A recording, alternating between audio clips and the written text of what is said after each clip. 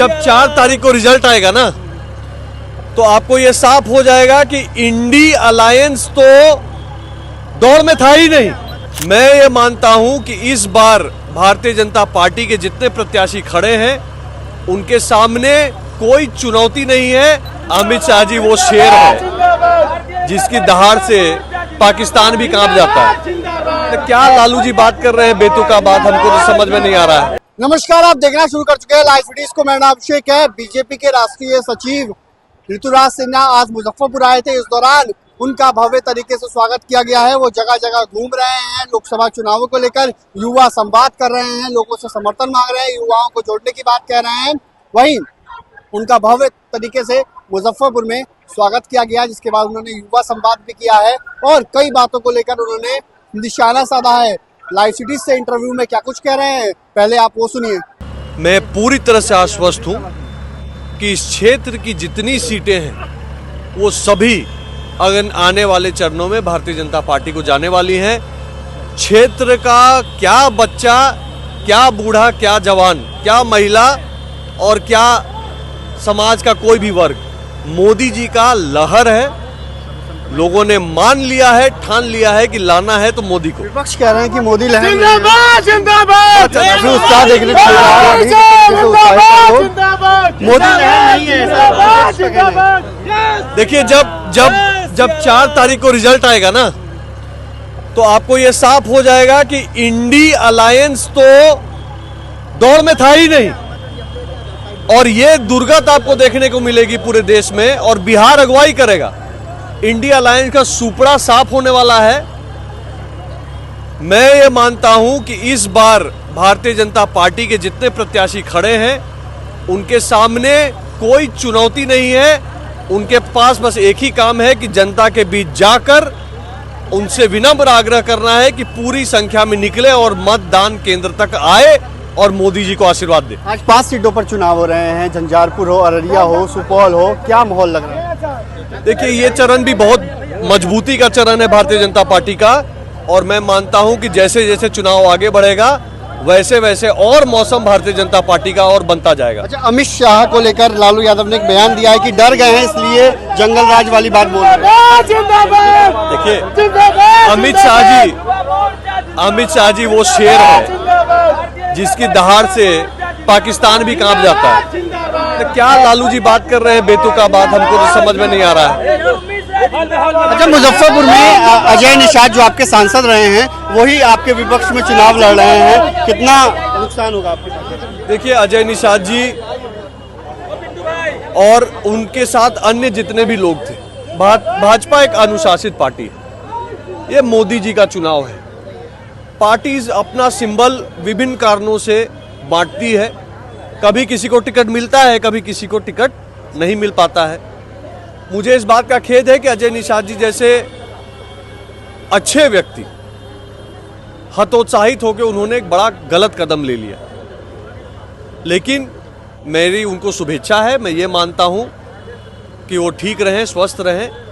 बची बात चुनाव की, तो जनता तो कमल फूल और मोदी जी को ही वोट देगा, ये अजय जी को भी स्पष्ट पता है। युवा संवाद में कितना उत्साह देखने को मिल रहा है? हर जिले में कर रहे हैं युवा। आप देखिए, युवा संवाद में जो क्या माहौल है ये आपको दिख रहा है। देश का युवा ये जानता है और मानता है कि इस देश को विकसित भारत कोई बनाएगा तो मोदी बनाएगा, और युवा पूरी तरह से, मुजफ्फरपुर का विशेषकर पूरी तरह से युवा जो है बुलंदी से मोदी जी के पीछे खड़ा है। तो आप देख सकते हैं किस तरीके से युवा संवाद किया जा रहा है आज, और काफी उत्साह देखने को मिल रहा है। ऋतुराज सिन्हा पहुंचे हैं। ऋतुराज सिन्हा आज यहाँ कार्यक्रम कर रहे हैं। युवा संवाद का आयोजन किया गया है जिसमें काफी उत्साह देखने को मिल रहा है। मैं काफी भ्रमण के बाद, प्रचार कार्यक्रम में बहुत संपर्क के बाद आपको आश्वस्त होकर कह रहा हूँ कि आज जो जनता का जो मूड है वो है छुपे चाप कमल छाप। जिस तरह से प्रधानमंत्री जी ने गरीब कल्याण का काम इस देश में किया है, करोड़ों लोगों को घर दिया है, 80 करोड़ से अधिक गरीब भाइयों और बहनों में अनाज बट रहा है, आज किसी का बच्चा भूखा नहीं सो रहा है। जनता देख रही है कि गरीब का कौन काम कर रहा है, युवा देख रहा है कि देश को कौन विकास पे ले जा रहा है, महिला देख रही है कि नारी के सशक्तिकरण के लिए कौन निरंतरता से संकल्पबद्ध रूप से काम कर रहा है। तो वोट तो मोदी जी के नाम पे पूरा गोलबंद है और आपको 4 जून को स्पष्ट दिख भी जाए। विपक्ष तो दावा करता है कि जो वोटर है वो हमारे हित के गरीब गुरुबे के जो लोग हैं वो महागठबंधन इंडिया अलायंस से जुड़े। अच्छा, उनका देखिए, किस कारण से कोई भी समाज इंडिया अलायंस, राहुल गांधी और तेजस्वी यादव के लिए वोट करेगा। ये लोकसभा का चुनाव है। देश के बच्चे बच्चे को पता है कि ना तेजस्वी यादव में दम है ना राहुल गांधी में दम है कि देश का प्रधानमंत्री बन जाए। तो इस चुनाव में इनको देकर अपना वोट बर्बाद करने क्यों कोई जाए। बची बात दूसरी, इन लोगों ने जो भी बचा कुचा वोट इन लोग ले रहे थे वो भी जो है इस बात से उसका नाश कर दिया कि जब राहुल गांधी, तेजस्वी जी सब लोग सामने आके बोलने लगे कि आरक्षण में अल्पसंख्यक समाज की भागीदारी होनी चाहिए, यानी पिछड़ा वर्ग के आरक्षण का एक भाग काट कर अल्पसंख्यक को दे देंगे।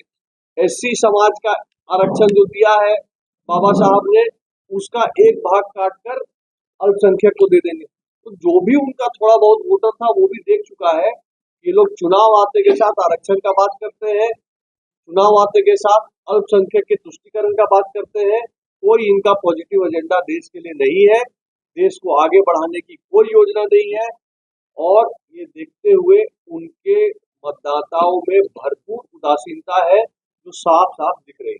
अच्छा, मुंगेर की सीट जो है काफी हॉट बनी हुई है, खासकर उनको जब बाहर लाया गया तो ऐसा विपक्ष का कहना है उनको जानबूझकर बाहर किया।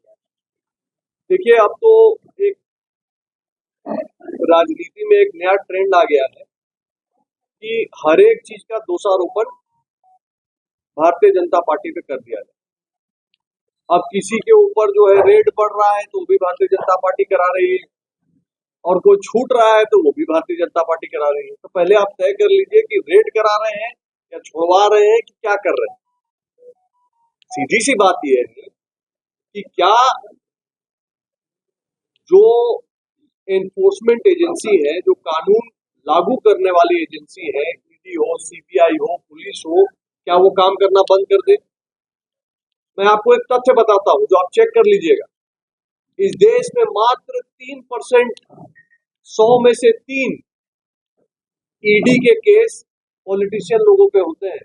97% अन्य लोगों पे होते हैं जो गलत काम करते हैं।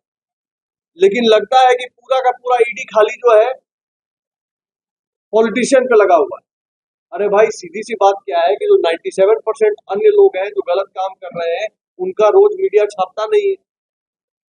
और यहाँ पे जो गरीब लोगों का पैसा ढकार गए, ऐसे इंडिया अलायंस के घटक दल, वो महबूबा मुफ्ती का परिवार क्या, उमर अब्दुल्ला का परिवार क्या, स्टालिन का परिवार क्या, पवार जी का परिवार क्या, ममता बनर्जी जी का परिवार क्या, अखिलेश यादव जी का परिवार क्या, और लालू प्रसाद यादव जी का परिवार क्या।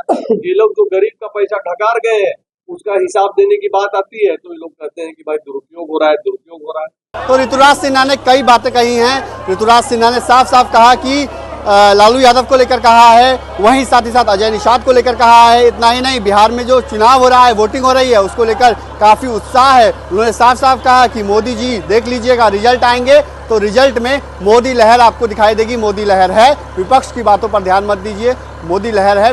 बिहार में नहीं, पूरे देश में मोदी लहर है। तो मैं रही लाइव वीडियोज के साथ